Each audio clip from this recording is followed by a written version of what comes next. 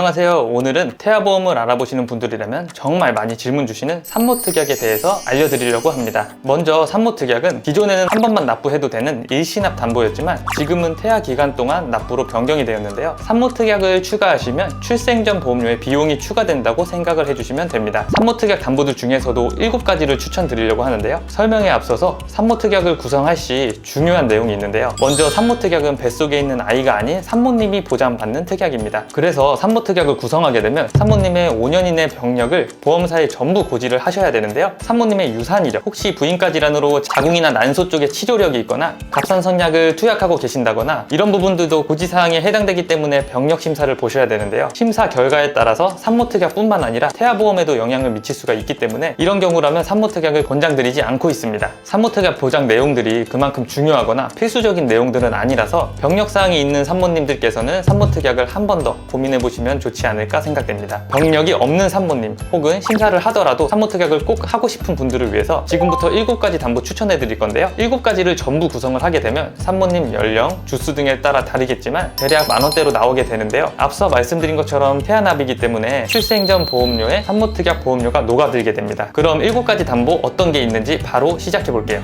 첫 번째는 임신출산질환 입원 일당 담보입니다. 임신출산질환으로 인해 입원을 하게 될 경우 하루에 만원씩 지급을 해주는데요. 보장 범위가 가장 넓기 때문에 여러 질환들에 대해서 보장을 합니다. 대표적으로 조기진통, 전치태반, 임신중독증, 여가 등 일반적으로 산모님들한테 발생할 수 있는 질환들에 대해서 보장을 해주고 있고요. 실제로 산모특약 중에서 청구가 많은 편이라서 그만큼 보험료가 비싼 편입니다. 참고로 이 담보는 1일에서 120일까지 담보가 있고 4일에서 120일짜리 담보가 있는데 대부분의 입원은 하루에서 이틀이면 끝나는 경우도 많아서 구성을 하실 거라면 꼭 1일부터 보장이 가능한 걸로 선택해 주시면 좋을 것 같아요. 두 번째는 임신출산질환 수술 담보입니다. 임신출산질환 수술을 했을 때 최대 금액 10만 원을 보장하는데요. 산모특약을 구성하시는 분들이 대부분은 제왕절개에 대한 보장 여부를 궁금해 하시는데 제왕절개는 우선 선택제왕과 응급제왕 두 가지로 나뉩니다. 선택제왕은 말 그대로 날짜를 선택해서 수술을 받은 경우에 해당이 되고 응급제왕은 의사의 권유로 혹은 출산 당일에 응급 상황이 발생해서 하는 제왕을 뜻하는데요. 엄연히 선택제왕과 응급제왕은 질병 코드도 다릅니다. 그래서 임신출산질환 수술과 입원에 관련해서는 선택제왕에 대해서는 보장이 안 되니까 이 부분은 꼭 유의를 해주시면 좋을 것 같아요. 세 번째는 임신중독증 진단 담보입니다. 임신중독증 진단을 받으면 최대 30만 원을 보장을 해주는데요. 간혹 임신 중에 혈압이 많이 올라가는 산모님들이 계시는데 소변에서 단백질이 나오거나 간 기능이 저하되는 등의 합병증이 있을 때 30만 원이 보장됩니다. 보험료가 저렴해서 가성비가 좋기 때문에 구성을 권장드립니다. 네 번째는 태반 조기 분리 진단 담보입니다. 먼저 태반은 임신 기간 동안 자궁 내 태아의 성장에 필요한 영양분을 공급해주는 기관인데요. 태반은 태아가 분만된 이후에 떨어져야지 정상인데 태아가 나오기 전에 미리 태반이 분리되는 것을 조기 분리라고 합니다. 산모님의 나이나 고혈압, 출산 이력, 흡연 등이 주요 원인이라고 하는데요. 보장금액 100만 원에 보험료도 저렴한 편이라서 구성을 했습니다. 다섯 번째는 출산 특정 태아 이상 진단 담보입니다. 산정검사에서 태아의 이상 소견이 발견된 경우 최대 20만 원을 보장해주는데요. 1차, 2차 기형아 검사 혹은 초음파 정밀 검사에서 고위험군으로 의심돼서 추가적으로 니프티 검사나 양수 검사를 받은 경우에만 보장이 됩니다. 기형아 검사에서 저위험군이 나왔지만 혹시 몰라 산모님이 선택적으로 검사하는 경우에는 보장이 되지 않습니다. 고위험군 소견이 있어야지만 보험금 청구가 가능한 점 꼭 기억해 주셔야 되고요. 추가 검사 비용이 꽤 나가는 편이라서 20만 원이면 경제적인 부담을 조금은 줄일 수 있겠죠.